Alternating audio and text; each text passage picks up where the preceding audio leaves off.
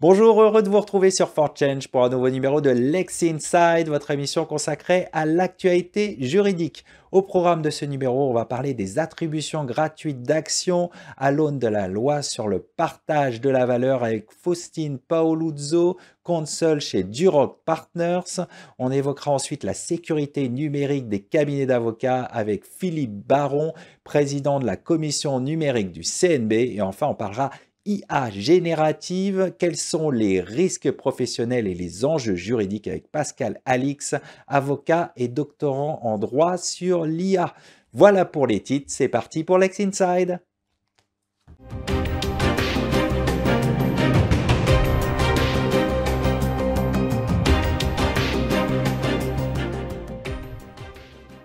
On débute tout de suite ce Lex Insight sur For Change pour parler des attributions gratuites d'actions à l'aune de la loi sur le partage de la valeur avec mon invité Faustine Paoluzzo, consul chez Duroc Partners. Faustine, bonjour. Bonjour Arnaud. Quelles sont les modifications introduites par la loi sur le partage de la valeur concernant des attributions gratuites d'actions?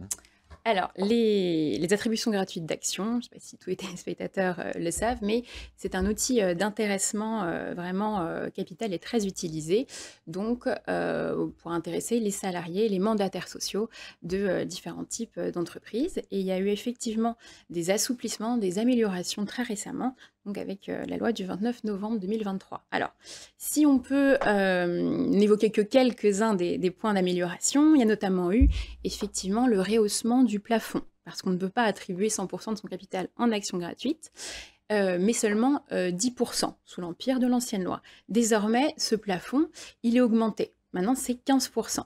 Et si on parle de PME, TPE, avant on était à 15%, désormais on est à 20%, et on peut même aller jusqu'à 40%, mais uniquement si on attribue du coup des actions à l'ensemble de ses salariés. Donc ça, c'est vraiment la mesure phare pour les actions gratuites sur cette loi. Donc effectivement, il y a aussi d'autres améliorations notables concernant en fait les bénéficiaires, parce que là on parle donc des bénéficiaires et de toutes les attributions en général, mais individuellement, il y a également un plafond à ne pas dépasser, donc un plafond de 10%.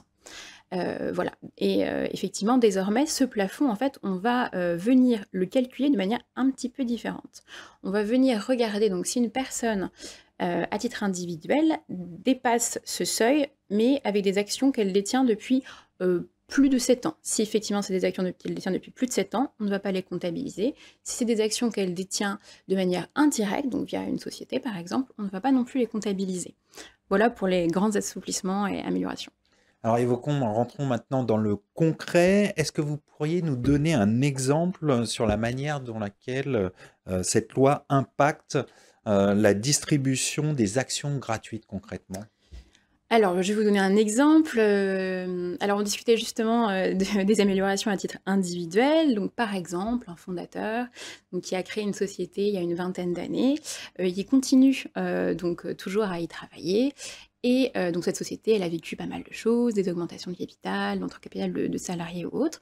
Mais donc ce fondateur, il a toujours plus que 10% en fait du capital, malgré la dilution.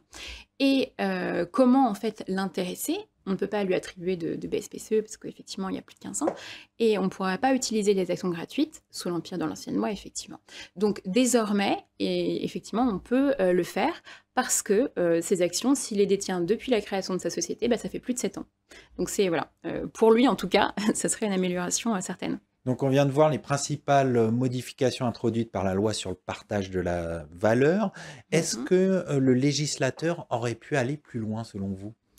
Alors oui, oui, alors je ne vais pas évidemment vous faire une liste à la Prévert de tous mes souhaits et ceux de mes clients, mais oui, on aurait pu, par exemple, à l'instar de la loi Pacte, penser que des membres de board, par exemple de conseil d'administration ou de conseil de surveillance, en fait, auraient pu bénéficier, donc comme donc, pour la loi Pacte avec les BSPCE, bah, d'attribution gratuite d'actions, ce qui n'a pas été, enfin, ce qui n'est toujours pas le cas. Voilà, donc c'est un petit peu dommage, mais c'est une idée pour une prochaine loi, ou encore, par exemple, Quand, les actions gratuites sont attribuées à des mandataires sociaux, il y a une obligation en fait de détention, de conservation d'un certain nombre d'actions et on sait que pour certains en fait, c'est vraiment très important au niveau de leur patrimoine et donc ils doivent monétiser des fois ces actions et les vendre et si on est, un mandataire, on ne peut pas le faire, on est obligé de conserver en fait une petite partie, sauf lorsqu'on démissionne et effectivement voilà, mais si c'est pas le projet, c'est dommage. On va conclure là-dessus. Merci d'être venu sur le plateau de Lex Inside. Merci beaucoup Arnaud. Au revoir.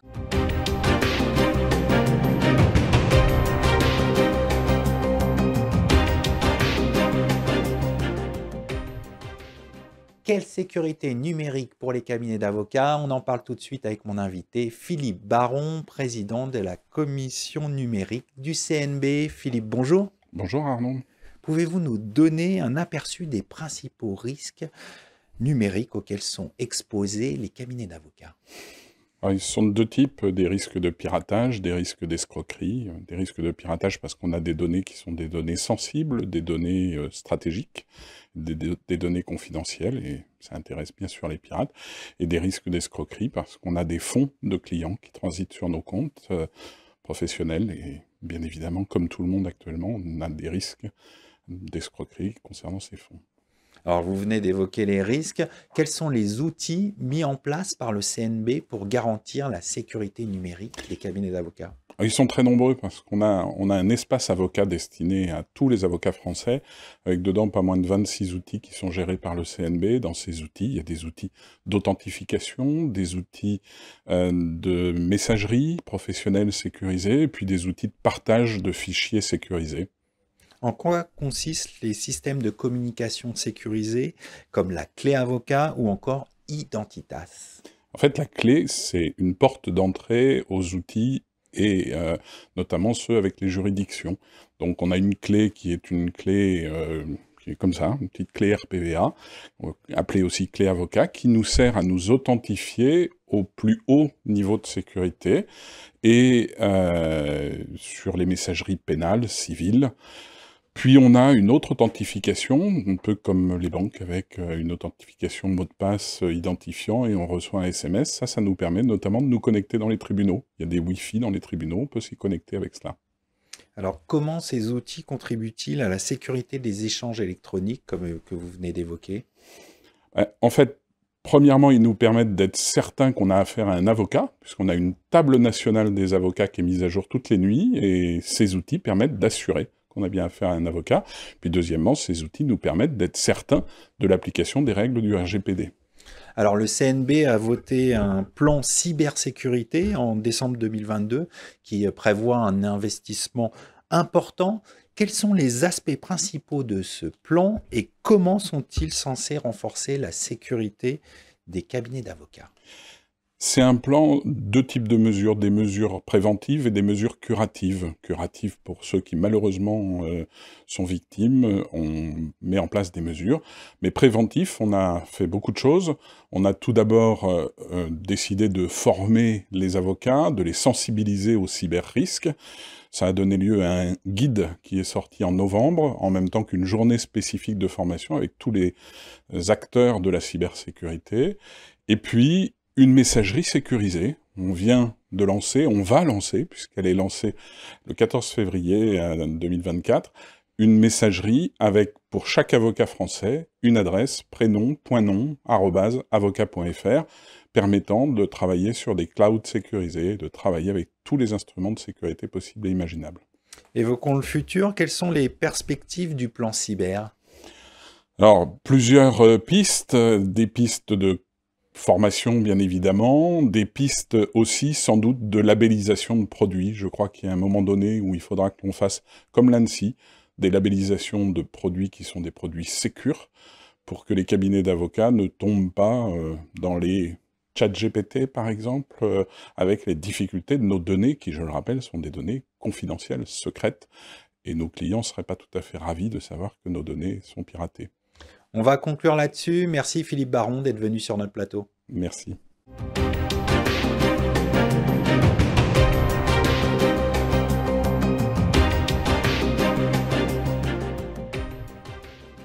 Vous êtes toujours sur For Change, on poursuit ce Lex Inside et on va parler d'intelligence artificielle générative. Quels risques professionnels, quels sont les enjeux juridiques? On en parle tout de suite avec mon invité, Pascal Alix, avocat et doctorant en droit en matière d'intelligence artificielle. Pascal, bonjour. Bonjour Arnaud. Quels sont les usages possibles de l'intelligence artificielle pour les juristes? Alors, en tant qu'utilisateur de ces outils-là et doctorant, vous l'avez rappelé, j'ai constaté qu'on pouvait utiliser de manière efficace ces outils-là pour effectuer des traductions de textes, et notamment de textes très très longs, pour effectuer des résumés de textes dans toutes les matières, ce qui est vraiment extrêmement utile compte tenu des sources multiples, ou des comparaisons de documents. Des comparaisons de documents du cabinet, des comparaisons de modèles de documents. Sur ce plan-là, c'est assez efficace. Ce qui est tout à fait normal dans la mesure où il s'agit du cœur de métier de ces outils, c'est-à-dire le traitement automatique du langage naturel, ou TAL. Donc, lorsqu'on se situe dans ce champ-là, ça fonctionne très bien. En revanche, lorsqu'on veut en sortir, lorsqu'on veut faire de l'analyse juridique à ces outils-là, on peut être un peu déçu. Ces outils ne sont pas conçus pour appréhender pleinement les faits complexes d'un dossier. Les dossiers sont liés à la complexité de la relation entre des êtres humains, donc cette complexité-là n'est pas correctement appréhendée par ces outils. C'est un travail de qualification des faits qui fait l'ordinaire du juriste et que ces outils ne permettent pas. Donc, si je résume, ça marche très bien pour justement faire des synthèses de documents, mais pour l'analyse juridique, ça ne marche pas. Ça marche pas. Ça fait de l'analyse syntaxique, de l'analyse sémantique, mais de l'analyse complète avec de la qualification, de l'interprétation, du raisonnement logico-déductif, ça ne fonctionne pas très bien. Pour l'instant, ça peut évoluer. Ça peut évoluer. Alors, par conséquent, quelle doit être l'attitude des juristes face à ces outils? Face à ces outils, la meilleure attitude, c'est celle de suivre ce que nous dictait le rapport Villani, c'est-à-dire d'avoir une attitude ouverte, parce qu'effectivement, ça permet, et ça va permettre de plus en plus, une amélioration de la productivité, de la précision des documents qu'on va produire, mais une attitude également prudente. Comme je vous l'ai déjà indiqué, je vais préciser un peu mon propos, ces outils ne permettent pas tout. Et ces outils, compte tenu de leur construction, ont des défauts et produisent ce qu'on appelle des hallucinations, c'est-à-dire des erreurs, des problèmes de corrélation, de fausses corrélations, et qui peuvent causer poser des problèmes assez importants. Alors concrètement, ces outils peuvent inventer certaines choses, des citations. On se souvient très bien de ce cas de l'avocat américain justement qui avait cité de la jurisprudence qui n'existait pas. Tout à fait. Donc prudence et de rigueur pour les juristes. Je reviens juste très rapidement sur le fonctionnement de ces outils. Ça fonctionne, alors très schématiquement, sur un système d'autocomplétion automatique, c'est-à-dire que lorsque l'on soumet une phrase à ces outils, il nous donne la suite de cette phrase, de cette suite de tokens. Je vais donner un exemple concret. Si je soumets à ChatGPT la phrase suivante, le droit français trouve ses origines dans le droit, 3 points de suspension, ChatGPT va ajouter nécessairement romain. Parce qu'il a appris dans un nombre très important de documents que le mot le plus probable de cette suite de mots, c'est romain. Donc c'est la tradition romano-civiliste, etc. Donc voilà, c'est un système de probabiliste, de calcul statistique et non pas de raisonnement. Ça ne s'appuie ni sur un raisonnement, ni sur des interprétations contextualisées. Alors je rappelais tout à l'heure le cas de cet avocat américain qui citait de la jurisprudence qui n'existait pas. Quelle peut être la responsabilité d'un professionnel du droit qui utiliserait donc ces outils d'IA dans ses conclusions? Alors, sur ce plan-là, en réalité, ces outils ne modifient pas réellement le régime de responsabilité des professionnels du droit. Utiliser ces outils, c'est comme utiliser des templates, des modèles d'un éditeur traditionnel. Ça ne change pas grand-chose en réalité. D'ailleurs, lorsque l'on examine l'interface de ChatGPT, il y a une petite mention en bas qui est ChatGPT peut faire des erreurs, envisager de vérifier les informations importantes. Lorsque l'on regarde, lorsque l'on lit les conditions générales, il y a également des clauses exclusives et limitatives de responsabilité. Il faut avoir à l'esprit que lorsqu'un client s'adresse à un avocat, il s'attend de lui, et c'est dans la jurisprudence, qu'il fournisse un service en s'appuyant sur une compétence, des connaissances solides, étendues, spécialisées, à jour de la dernière jurisprudence, à jour de la dernière doctrine, ainsi que sur un raisonnement, et non pas sur une approximation statistique. Alors, on a tous à l'esprit ce confrère qui, effectivement, avait cité, je crois, 7 ou 8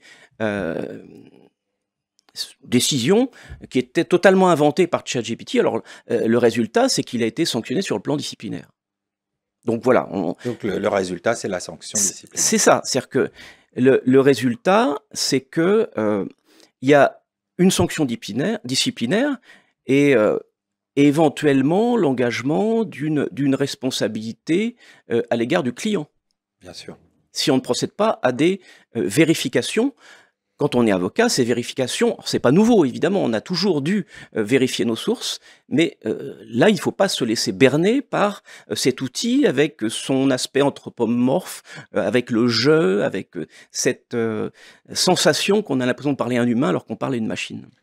Pour terminer, quelles sont les problématiques juridiques engendrées par l'IA? Alors les problématiques juridiques sont multiples. Je vais juste en signaler quelques-unes rapidement. Alors, il y a celle relative à la responsabilité. On a vu qu'il n'y avait pas vraiment de particularisme pour l'avocat. Simplement avoir à l'esprit que les régimes de responsabilité vont évoluer. Il y a des projets de directives qui vont normalement introduire une présomption de lien de causalité afin de favoriser l'engagement des poursuites contre les fournisseurs de services. Une intégration des systèmes d'intelligence artificielle dans le champ d'application du régime de responsabilité au titre des produits, même si un système d'intelligence artificielle, c'est pas réellement un produit. Donc voilà, le droit va évoluer dans la mesure où évidemment les outils aussi vont évoluer. Voilà, les outils vont évoluer, le contexte va évoluer, va être de plus en plus compliqué parce qu'on a face à nous de multiples acteurs qui vont essayer de limiter leurs responsabilités, on l'a vu, donc voilà, mais avec une amélioration de la situation des utilisateurs professionnels.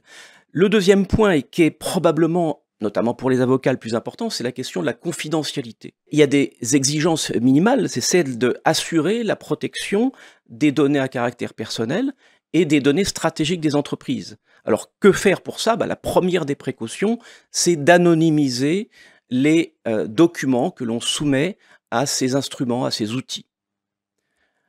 Alors, il faut garder à l'esprit notamment que dans les conditions générales je prends l'exemple du plus commun donc de ChatGPT, il y a la mention selon laquelle ChatGPT collecte des informations non seulement dans le prompt, la requête, mais également, et je vais dire surtout, dans les fichiers qui sont téléchargés pour être analysés et les commentaires.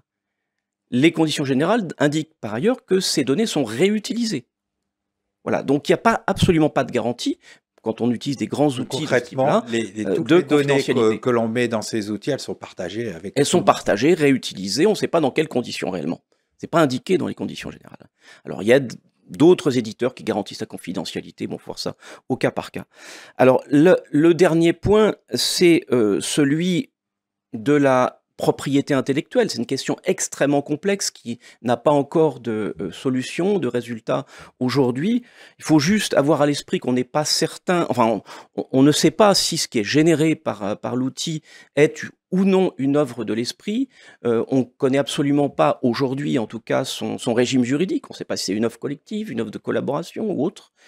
Donc voilà, il y a eu des décisions aux États-Unis refusant de reconnaître la protection du copyright pour une image qui avait donné lieu à des efforts extrêmement importants de l'auteur du prompt, qui a fait 50 réitérations, qui a modifié, peaufiné ses prompts, etc. On lui a dit que malgré cela, l'image ne pouvait pas être protégée sous le régime du copyright. Alors, en France, on ne sait pas vraiment la jurisprudence, les décisions qui vont être prises.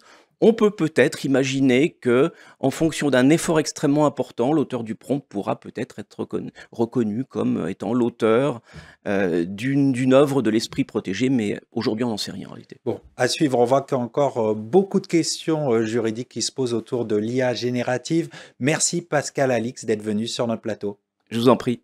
Merci à toutes et à tous pour votre fidélité. Quant à moi, je vous retrouve très bientôt sur For Change pour un nouveau numéro de Lex Inside.